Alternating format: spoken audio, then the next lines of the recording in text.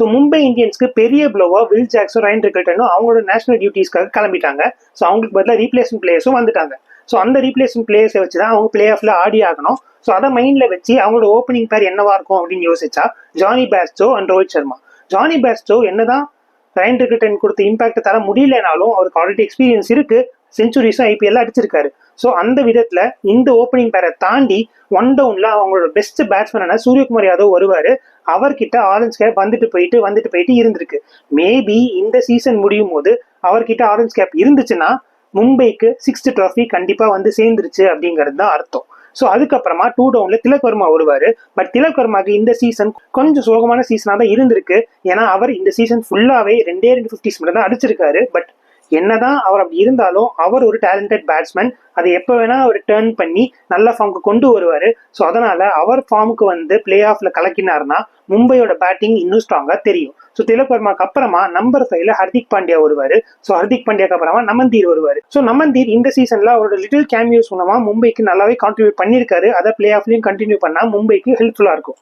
So will Jacks இல்லாத காரணத்தினால அதுக்கப்புறம் இருக்கிற ஸ்பாட் ரொம்பவே வேக்கண்டா இருக்கு.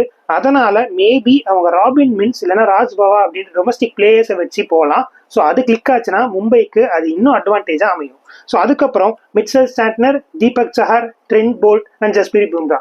ஸோ இதுதான் பிளேயிங்ல வேணா இருக்கலாம். ஸோ அவங்க இம்பாக்ட் பிளேயரா கரண் சர்மா ஆர் அஸ்வினி குமாரை ரோஹித்துக்கு பதிலாக ஸ்வாப் பண்ணுவாங்க. ஸோ இந்த மாதிரி பண்ணும்போது மும்பை அவங்களோட 6th கப் அடிக்கிறதுக்கு ஒரு ஹெல்ப்ஃபுல்லான சீசனா அமையும். ஸோ மும்பைக்கு அப்புறமா நம்ம பார்க்க போற டீம் 2022 சாம்பியன்ஸான குஜராத் டைட்டன்ஸ். ஸோ அவங்களுக்கு ஜாஸ் பட்லர் இல்லாதது ஒரு பெரிய ப்ளோவா இருந்தாலும் சாய் சுதர்ஷன் அண்ட் கில் அப்படின்ற 2 ஓப்பனிங் தூண் இருக்கு. அந்த தூண்கள் தான் அவங்கள இந்த ஸ்டேஜுக்கு கொண்டு வந்திருக்காங்க. ஸோ சுப்மன் கில் அண்ட் சாய் சுதர்ஷன் வச்சு தான் குஜராத் டைட்டன்ஸ் ஓப்பன் பண்ண போறாங்க. ஸோ ஒன் டவுன்ல குஷால் மெண்டிஸ் தான் ஆட போறாரு, ஏன்னா ஜாஸ் பட்லர் இல்லை. ஸோ குஷால் மெண்டிஸ்க்கு அப்புறமா நம்ம தமிழ்நாடு பிளேயர் ஷாருக் கான் ஆடுவார். ஸோ ஷாருக் கானுக்கு அப்புறமா ஷேர்ஃபான் ருத்தர்ஃபோர்ட் ஆடுவார்.